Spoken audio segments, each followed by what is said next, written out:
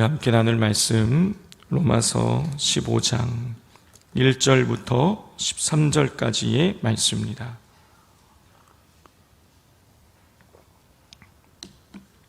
로마서 15장 1절부터 13절까지의 말씀 우리 교독하겠습니다. 믿음이 강한 우리는 마땅히 믿음이 약한 자의 약점을 담당하고 자기를 기쁘게 하지 아니할 것이라.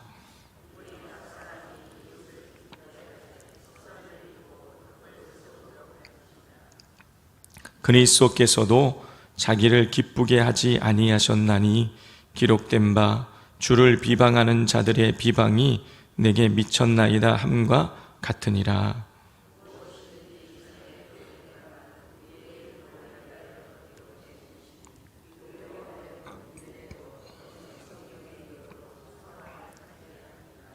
이제 인내와 위로의 하나님이 너희로 그리스도 예수를 본받아 서로 뜻이 같게 하여 주사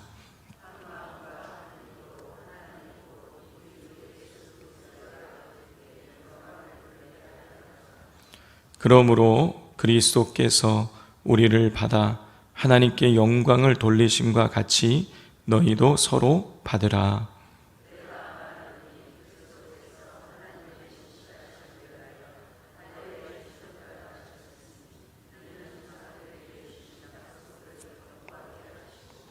이방인들도 그 긍휼하심으로 말미암아 하나님께 영광을 돌리게 하려 하심이라. 기록된 바 그러므로 내가 열방 중에서 주께 감사하고 주의 이름을 찬송하리로다 함과 같으니라.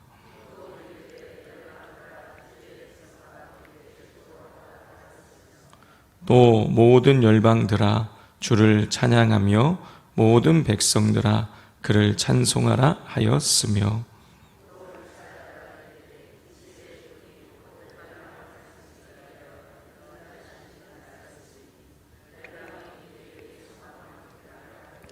함께 읽겠습니다.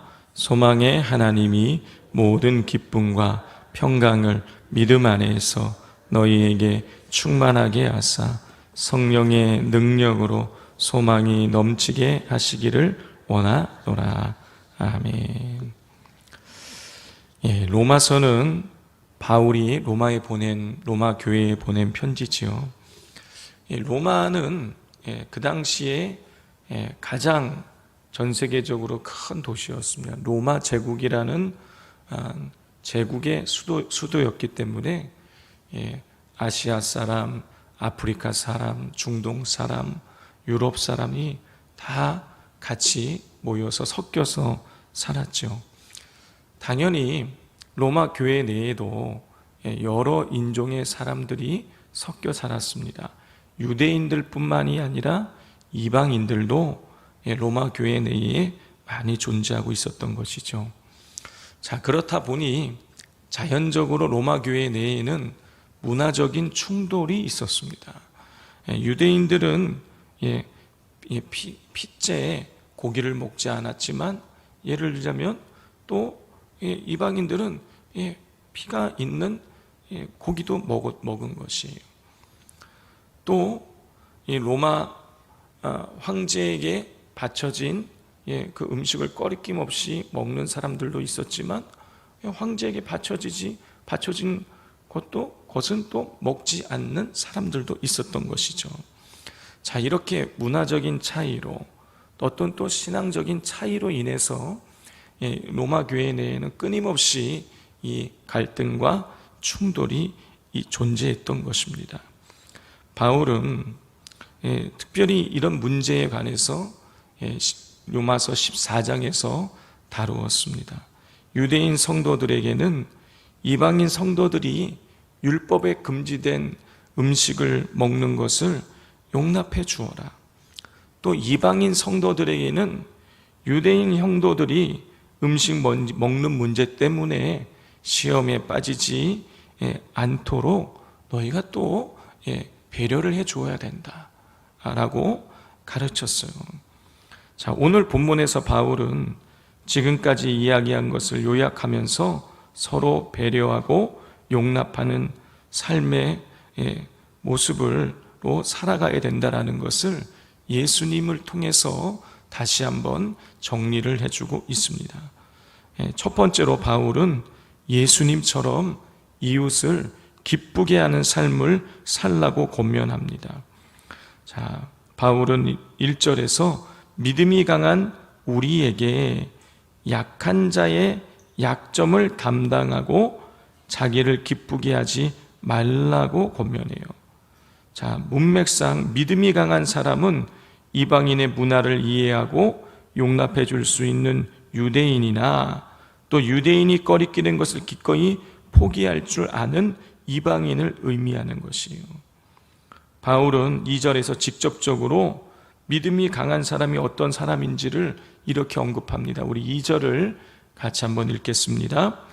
우리 각 사람이 이웃을 기쁘게 하되 선을 이루고 덕을 세우도록 할지니라. 바울은 이웃을 기쁘게 하고 선과 덕을 이루는 사람이 믿음이 강한 사람이다 라고 이렇게 선언을 하고 있는 것입니다. 그리고 바울은 3절에서 그리스도께서 비방을 당하시면서도 당신을 기쁘게 하지 않으시고 다른 사람을 기쁘게 하기 위해 사셨다라는 것을 언급합니다. 바울이 예수님께서 당신 자신만이 아니라 다른 사람을 기쁘게 하는 삶을 사셨다라는 것을 언급한 이유는 예수님을 믿는 유대인들 중 더러운 이방인들과 어울리는 자라는 그런 비방을 당하기도 하고 예수님을 믿는 이방인들 중에서는 이상한 종교를 믿더니 먹는 것까지 가린다라는 비방을 당하는 성도들을 위로하고 격려하기 위해서였어요. 자, 이렇게 예수님의 삶을 통해서 예수님 믿는 것 때문에 고난을 당하는 성도들을 위로한 바울은 끝까지 그 믿음을 지키라고, 서로 교회 내적으로는 서로 어떤 그런 문화적인 것, 음식을 먹는 것, 이런 문제 때문에 이방인과 유대인 사이에 조금 다툼이 있기도 하고, 또 세상적으로는 핍박을 당하기도 하지만 너희들 그러함에도 불구하고 로마 교회 성도들이요 끝까지 믿음을 잘 지켜야 됩니다 라는 것을 권면을 해요. 우리 4절부터 6절까지를 같이 교독해 보겠습니다. 무엇이든지 전에 기록된 바는 우리의 교훈을 위하여 기록된 것이니 우리로 하여금 인내로 또는 성경의 위로로 소망을 가지게 함이니라.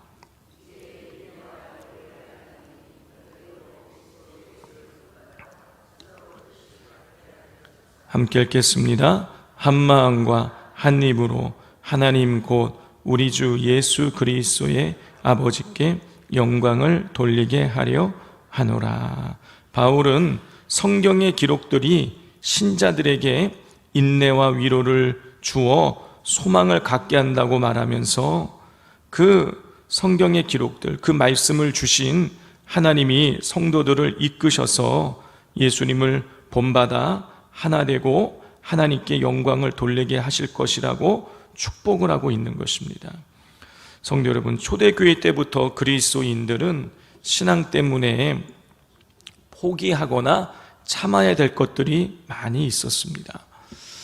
교회 내적으로 이미 말씀드린 것처럼 내가 예를 들어서 이걸 먹고 싶지만 내가 이 먹는 문제 때문에 다른 성도가 그것 때문에 시험에 빠진다면 내가 그거 절제할 수 있어야 되니까 포기하는 것들도 있어야 되는 거예요. 또 내가 용납하기 어려운 사람들도 용납해 줘야 되는 거예요. 또 세상적으로는 핍박을 받으니까 그것도 세상에서 손해보는 것도 감내해냈어야 된다는 것이죠. 초대교회 성도들은 예수 믿는 그 신앙 때문에 포기하고 참아야 될 것들이 많이 있었습니다. 그렇기에 바울은 이런 어려움들을 말씀을 통해서 견디고 위로받고 소망을 가짐으로 이겨나가라고 권면하고 있는 것이죠. 성도 여러분, 죄로 밀든 이 세상 속에서 우리가 믿음을 지키며 나가면서 충돌이 생기는 것은 너무나 당연한 거예요. 우리는 하나님의 법으로 살아가고 세상은 세상의 법으로 살아가기 때문에 이 사이에서 오는 갈등이 없으면 그게 이상한 거예요. 당연한 것입니다. 이런 충돌이 생기고 갈등이 생길 때에 우리는 믿음을 지킬 것인가 아니면 세상을 따를 것인가를 두고 우리 안에 갈등이 일어나게 되는 것이죠. 그러나 이런 갈등이 일어날 때에도 우리는 끝까지 우리 주님의 말씀, 끝까지 성경의 말씀을, 진리들을 부여잡고 험난할지라도 어려움이 있을지라도 끝까지 우리가 하나님의 손 꼭 부여잡고 믿음을 지키며 나아갈 수 있어야 하겠습니다. 자, 7절부터는 바울이 유대인과 이방인의 문제에 대한 가르침을 마무리하는 내용이 나옵니다.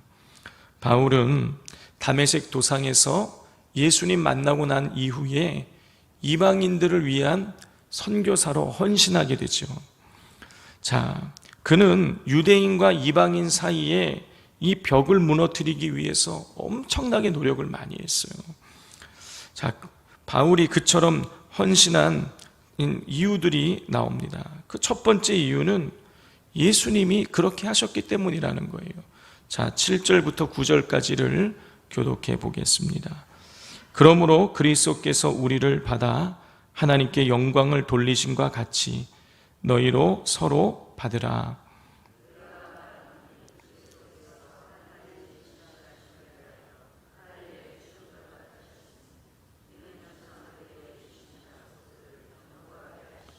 또 함께 읽겠습니다. 이방인들도 그 긍휼하심으로 말미암아 하나님께 영광을 돌리게 하려 하심이라. 기록된 바 그러므로 내가 열방 중에 감사하고 주의 이름을 찬송하리로다 함과 같으니라. 바울은 그리스도처럼 서로 받으라고 말하고 있어요. 이 그리스도처럼 서로 받으라. 서로를 다 용납해 주라는 거예요. 예수님께서 그런 삶을 사셨기 때문이라는 것입니다. 예수님은 할례의 추종자인 유대인으로 오셨지만 이방인들까지 하나님께 영광을 돌리게 하는 사역을 감당하셨다. 그러니 나도 그렇게 그런 일을 위해서 헌신한 것이고 너희도 그렇게 살아야 된다라고 권면하고 있는 것이에요. 두 번째로 바울이 이방인들과 유대인들의 그 벽을 무너뜨리기 위해서 복음을 위해서 헌신한 이유는 하나님의 말씀이 그렇게 가르치기 때문이라고 설명을 하고 있습니다. 우리 9절에 보면 바울이 다윗의 시편을 인용하고요, 10절에서는 모세의 설교를 인용하고요, 12절에서는 이사야의 예언들을 인용하고 있어요. 이 다윗과 모세와 이사야의 그 설교와 시를, 예언을 인용하면서 유대인과 이방인이 하나 되어 새로운 이스라엘, 곧 교회를 구성하는 것이 하나님의 영원한 계획이라는 점을 강조하며 자신이 왜 복음을 위해서 헌신할 수밖에 없는지를 드러내고 있는 것입니다. 그러니까 하나님의 이 계획하심이 저 구약시대부터 하나님이 모세를 통해서, 다윗을 통해서, 이사야를 통해서 그 말씀하신 내용이 무엇이냐? 유대인과 이방인이 하나 되어져서 새로운 이스라엘, 다시 말해서 교회를 세우는 것이 하나님의 뜻이기에 나도 유대인과 이방인을 인해 장벽을 무너뜨리고 하나 되게 만들기 위해서 헌신하는 것이라고 그렇게 고백을 하고 있는 것입니다. 성도 여러분, 우리가 하나 되어서 서로를 배려하는 것은 단지 함께 잘 지내기 위해서만이 아닌 것이에요. 그것은 하나님의 뜻이기 때문인 것입니다. 서로 사이좋게 지내기 위한 단지 그런 이유가 아니라 우리가 한 몸 공동체를 이루어 나가야 되는 것은 하나님의 뜻이기 때문인 것이에요. 그러므로 그 일을 위해서 나를 통해서 우리 산돌교회 온 성도들이 하나 되게 만들기 위해서 더 힘써 나가실 수 있기를 바랍니다. 이 성경을 연구하는 학자들은요, 이 바울이 쓴 이 여러 편지들을, 서신서를 다 분석해 봤을 때 다윗이 외향적인 사람이 아니다. 다시 말해서 상당히 내향적인 사람이었을 것이다라고 이야기해요. 뭐 사교성이 좋은 사람이다 그렇게 표현하고 그런 사람으로 추정되지 않는다라는 거예요. 그런데 그럼에도 불구하고 바울이 원래부터 친화력이 뛰어나서 뭐 이방인 선교하고 유대인들과 하나 만드는 이런 일에 헌신한 것이 아니라는 거예요. 자기의 성품과 기질을 뛰어넘어서 하나님의 그것이 뜻이니까 자기의 이 성품과 기질을 뛰어넘어서 하나 되는데 촉매제 역할을 감당했다는 것이죠. 우리도 바울처럼 하나님의 뜻을 이루기 위해서 내 기질과 내 성격을 뛰어넘어 하나됨을 이루는데 힘써야 하겠습니다. 자, 오늘 말씀을 부여잡고 우리가 함께 기도하기를 원합니다. 바울은 우리에게 강하게 교훈하고 있습니다. 서로 받으라고, 각 사람이 이웃을 기쁘게 하되 선을 이루고 덕을 세우라고 그렇게 권면하고 있습니다. 그러므로 우리도 이 시간 기도할 때에 하나님, 우리가 이웃을 기쁘게 하고 선을 이루고 덕을 세우는 삶을 살아가게 해달라고, 교회 내에서도 우리가 그러므로 말미암아 서로가 서로에게 덕을 세우고 선을 세움으로 한 마음과 한 뜻을 이루는 한몸 공동체를 이루어 나갈 수 있게 해달라고 위에서 기도하실 수 있기를 바랍니다.